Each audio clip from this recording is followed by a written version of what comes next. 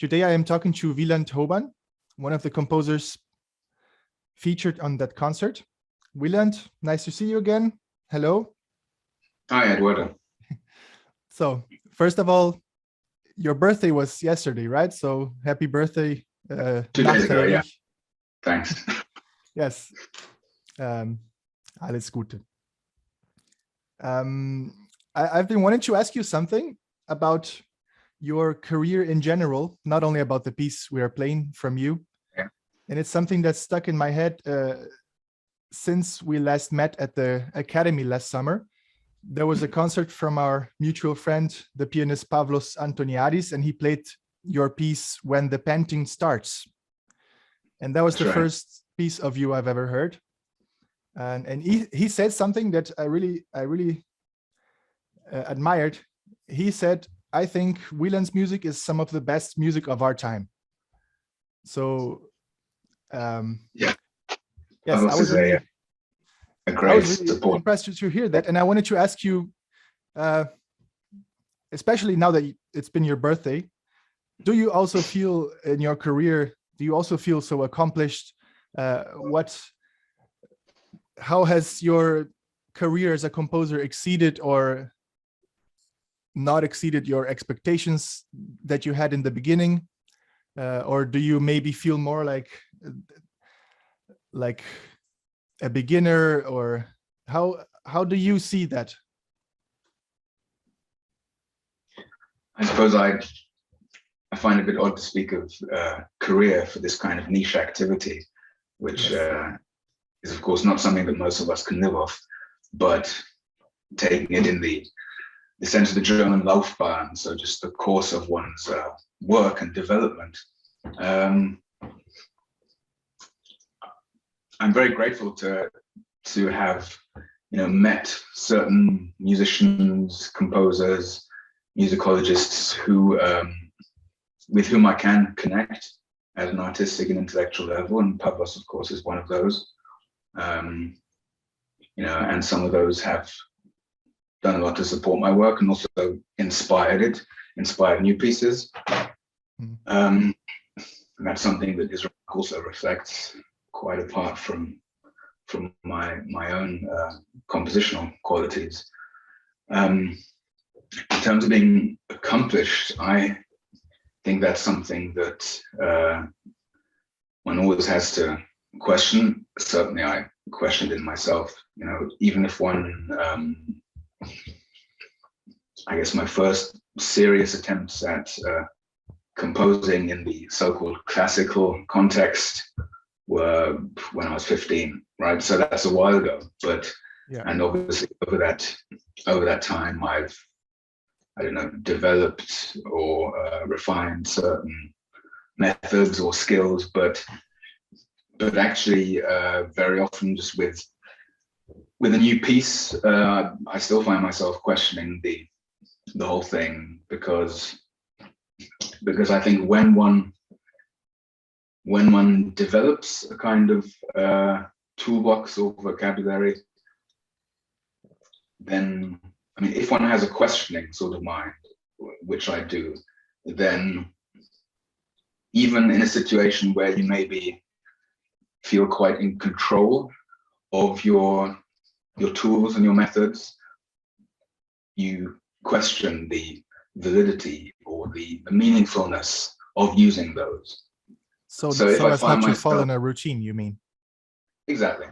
So if I'm doing something where I said, okay, just using the same kind of procedure, and then I'll do this, something that worked in the past, right? That's the temptation, of course, because, in this kind of musical context where, we're trying to develop a language of our own to some extent, and, rather than being just a brand, where one doesn't have to think about what a piece is going to sound like, because it just follows the brand.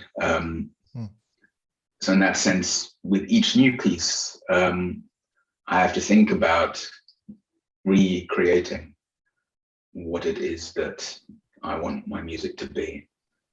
Yes. So so I'm always a bit torn between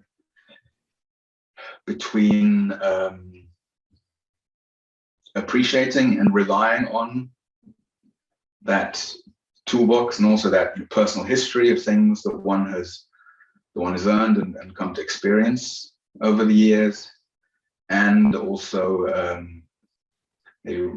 just even rejecting the principle of relying on that. It's difficult because one, I don't want to turn it into a sort of big naval contemplation where I spend more time agonizing over the piece than writing it, because I don't think that's a very productive way to work as an artist. Well, I think what you just described is the optimal state, at least as I see it, of what a composer should be all the time. I mean, what you described is a sort of the yin-yang line between relying on what you already can and what you've already built, and the things that are new and the adventurous side of it. So if it's too much adventure, so that there's no structure and no Aufbau, like they say, no development, then it's just chaos. And if it's too much reliance on what you've already done, then it's no fun. So yeah, what you described is for me like the optimal state one should be at all times. I also think of it in listening terms. So if, let's say, I'm familiar with a composer's work, I've been listening to their music for years. I have an idea of what they do. Okay, and let's say I go to a concert, the latest piece. So I listen to it and I think, yeah, okay, that's a typical sort of piece by this composer. They're doing what they're good at. It's their style. It's well done. It sounds like them. Okay, and so if we suppose for a moment that there are then also people who know my work to an extent, then I don't want them to have the listening experience. I mean, that's not to say that I'm sort of thinking about the audience. I think of myself as my own listener, so to speak. I don't want then a piece of mine to be listened to then with the feeling, yeah, okay, this sounds like Hoban. It's a sort of a good version of that, or maybe not so good, or I want there to be each piece has to be a unique entity to some degree. Mm-hmm. That's not to say it has to be some radical departure. There's nothing wrong with being able to recognize a certain artistic personality. I mean, that's what I think I would want to be the case. Yes, I can understand that. I would also add, there's nothing wrong with having a sort of artisan mentality, because I've also met in my life a lot of artists who emphasize the aspect of creativity so much, and they're so good at it that there's no building involved. So I think whenever I see someone who doesn't have that aspect of creativity, or they don't value it, maybe because they don't even see themselves as artists with that word, maybe they call themselves artisans, they build something like some sort of object or some sort of decoration object or something like that. And it can be something beautiful and valuable without it having to be adventurous or new every time, or without them having the need to reinvent their process all the time. So I don't think there's nothing wrong with that either. So it's a very complicated thing to assess, because it also hangs together with everyone's different personalities.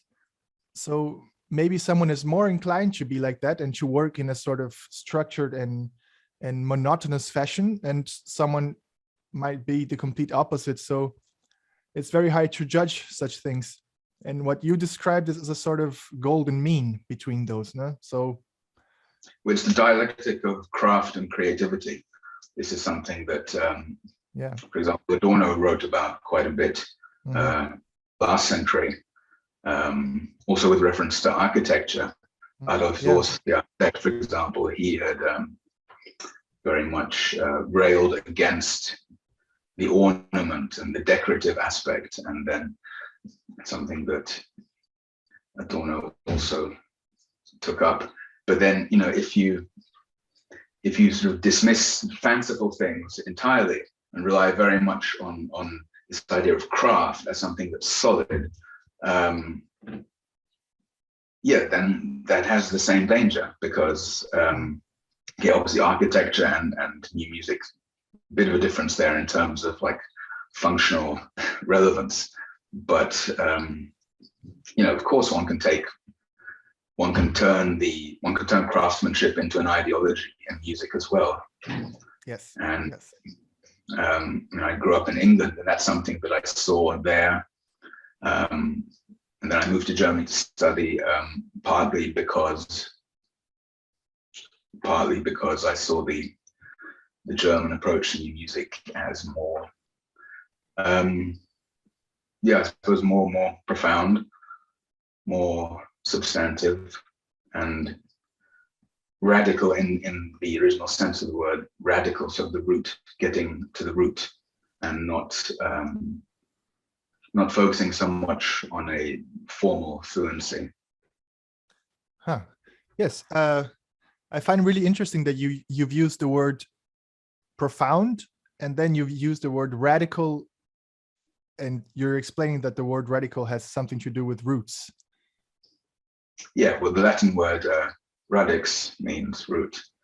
So yes, that's a really interesting connection. I've never thought about that. And what do you mean? What do you mean with? I'm really interested in that now. The German approach being more profound.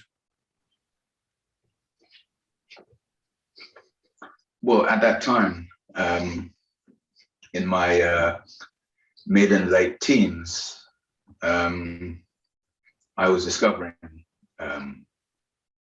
the music of, for example, Lachenmann and Schweizinger, and there I was really seeing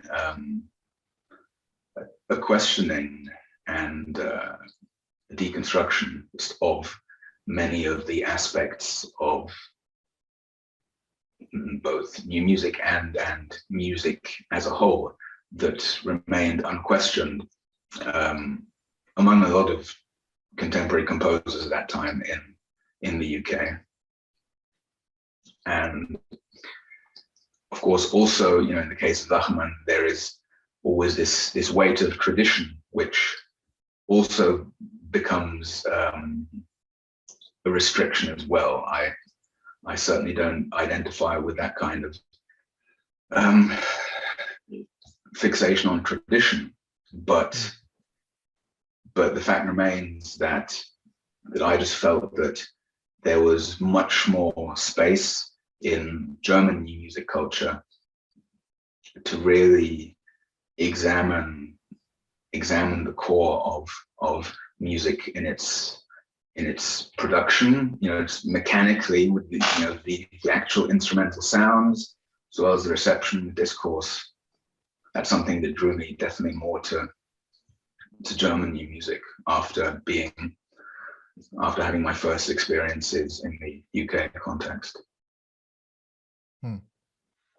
Yes, that's really interesting. Yes, I think we should talk about your upcoming piece in the concert before we run out of time. I took a look at the score of Sumut, and I think it's only the second time I had the chance of looking at a score from you. The first thing that pops out, of course, are the complex rhythms.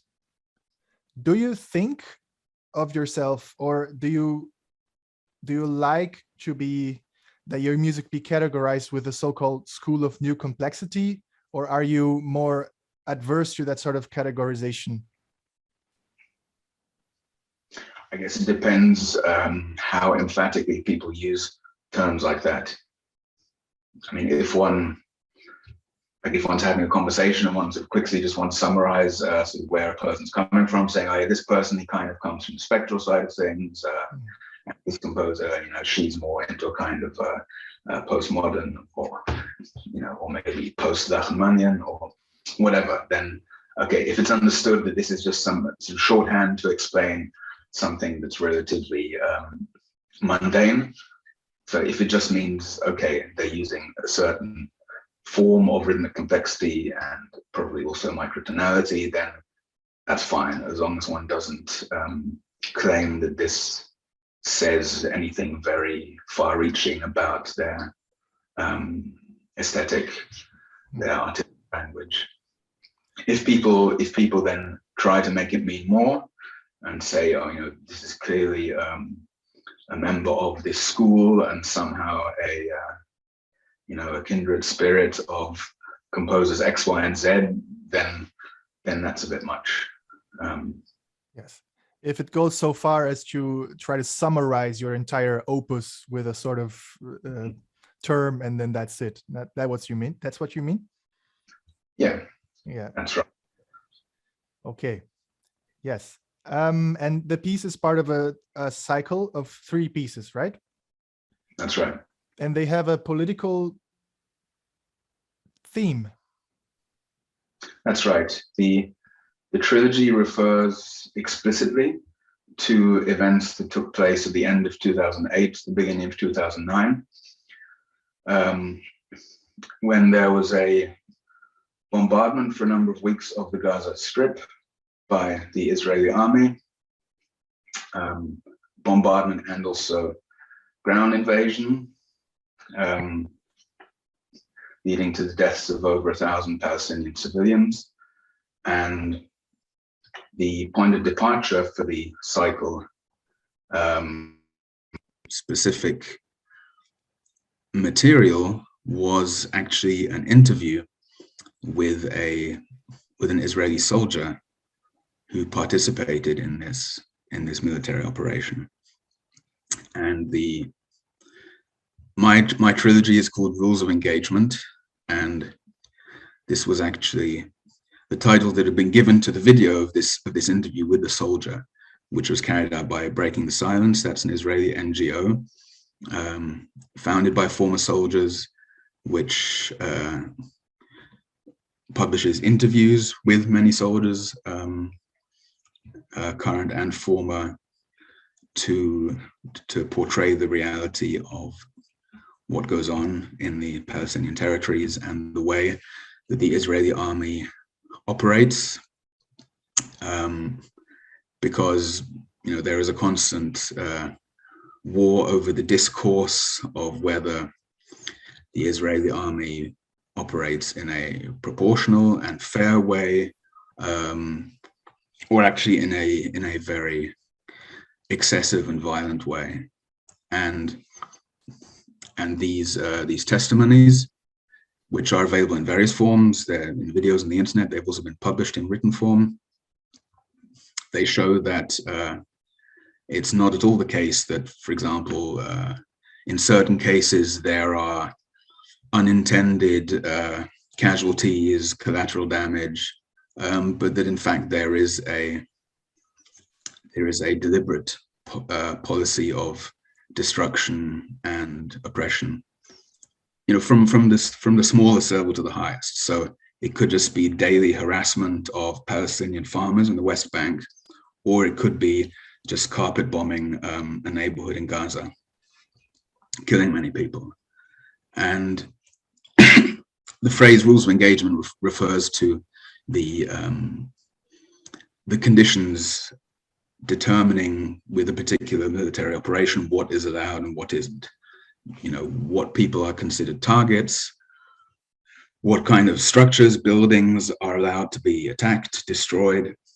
And in the course of this interview, the soldier explains that in the training in advance of the operation, he was somewhat shocked to be told by the commander that actually every person in Gaza should be considered a target, should be considered the enemy, that every building should also be considered something that one can destroy. And he concludes then his testimony with the words, there were no rules of engagement. The rules of engagement were to shoot. Those were the rules of engagement. And I found this a very important document to show that what goes on is part of deliberate colonial oppression and not just something accidental. You know, the Israeli military uses high precision weapons. They don't have some kind of crude rockets that just sometimes hit civilians by mistake. And in any case, I took that as the starting point for my cycle. The first piece is just for fixed media, and it combines the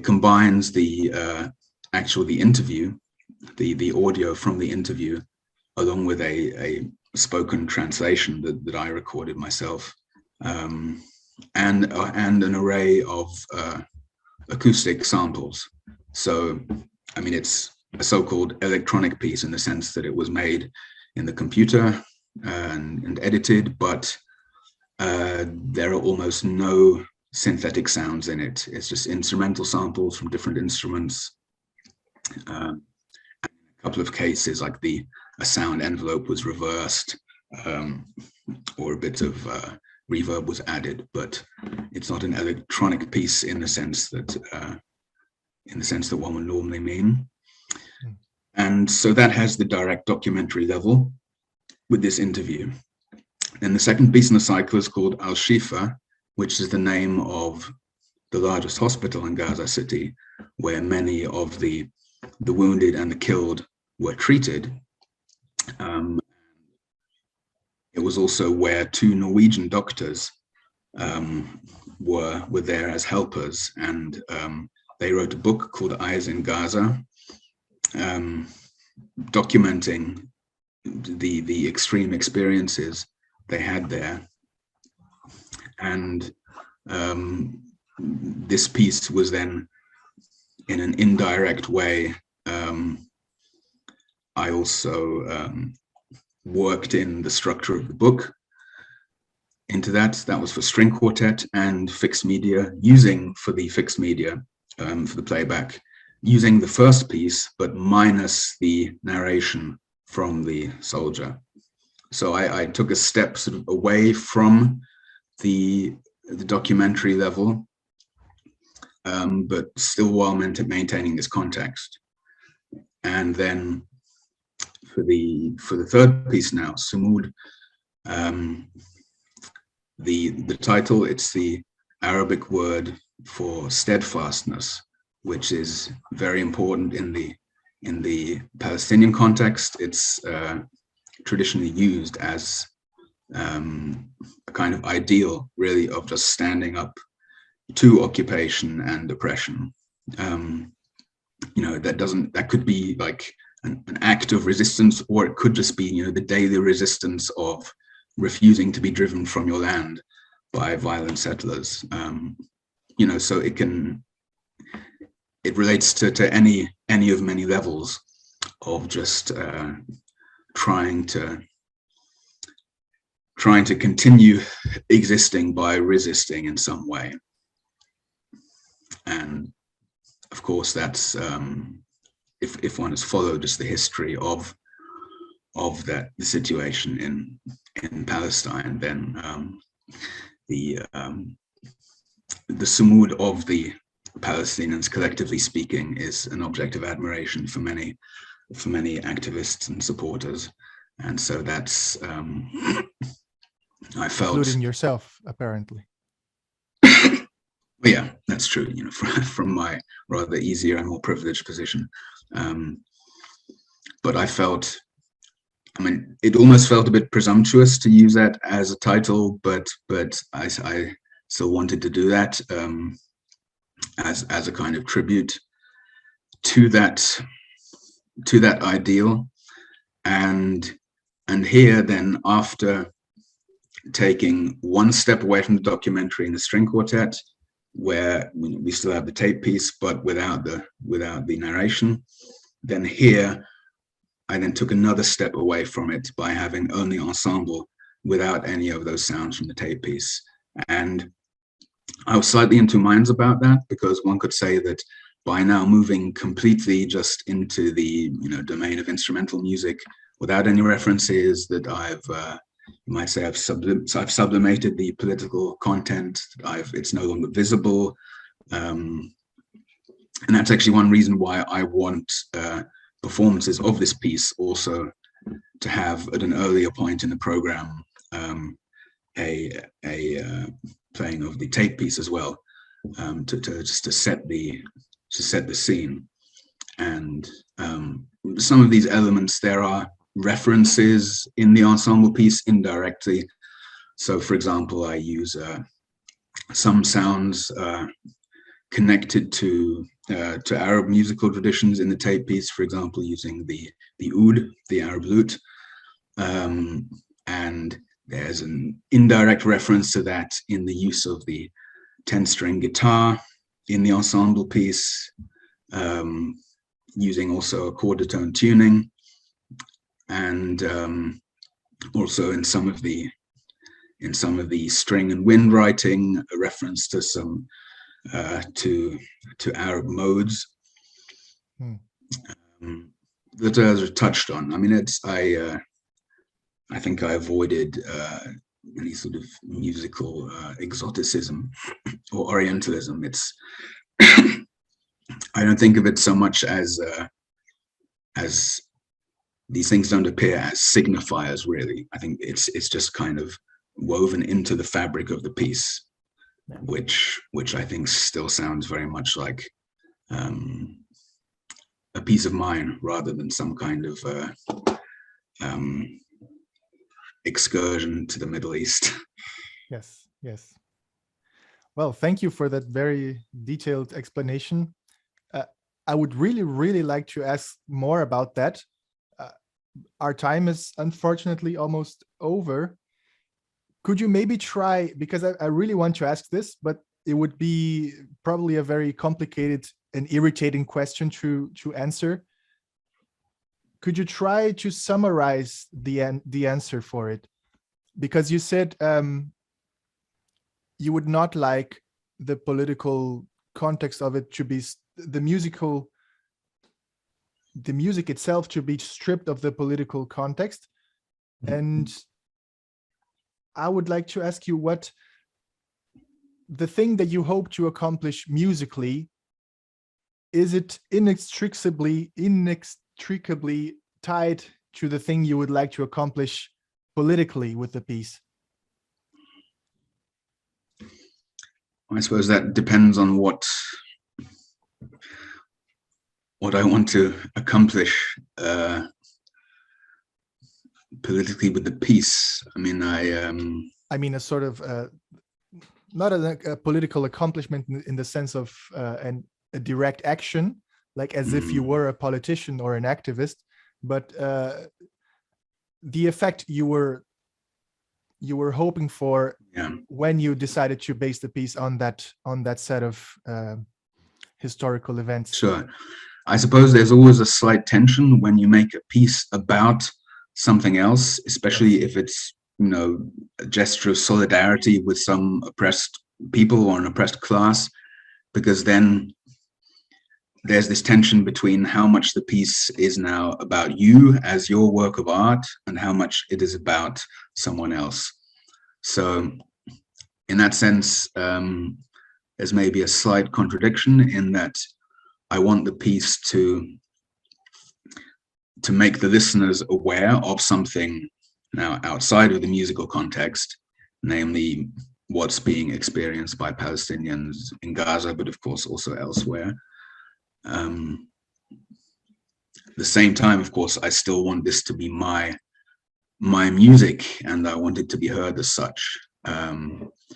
So I suppose the degree of conflict between those two aspects, I think then in each case will depend on the piece and the perceived integrity of its artistic language, in the sense that it still succeeds in constituting something of its own,